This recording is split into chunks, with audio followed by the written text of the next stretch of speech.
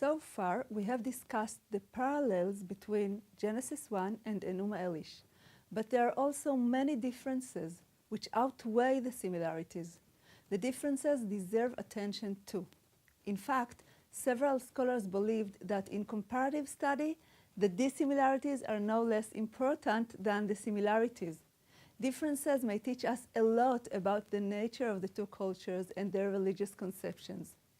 A leading scholar who believed in highlighting the differences between biblical and extra-biblical texts was Umberto Cassuto.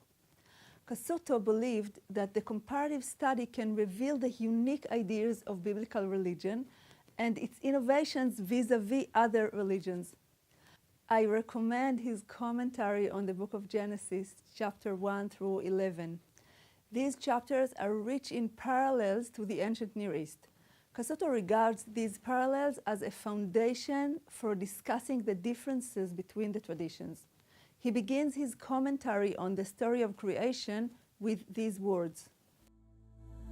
The purpose of the Torah in this section is to teach us that the whole world and all that it contains were created by the word of the one God, according to his will, which operates without restraint.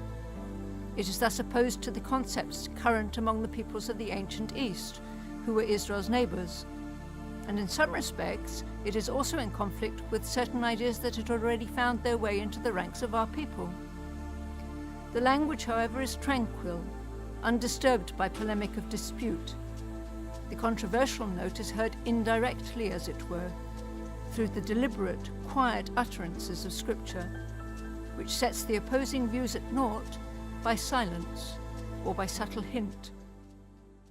This is one of the clearest formulations of the research school represented by Cassuto. Let's follow Cassuto's path and try to analyze the differences between the creation stories. The most striking difference regards the nature of the gods. Enūma Eliš teaches us that in the beginning there was a mating of two deities. The result was the birth of successive generations of younger gods who soon began to fight their ancestors. This fact alone is very telling regarding the Mesopotamian conceptions of the divine. The gods are basically part of the natural world. They can be born and give birth. They can be involved in fights and get killed. Some of them are stronger than others. Often they are identified with elements of nature such as the sea.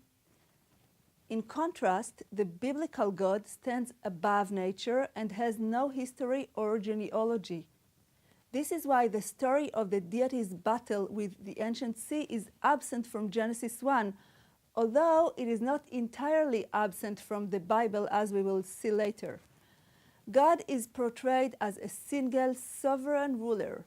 He has no rival during or after creation.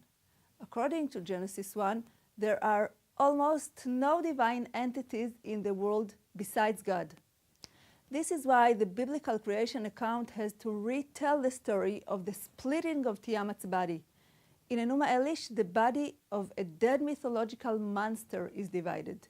In the Bible, the object that is separated is simply water, a neutral, inanimate element.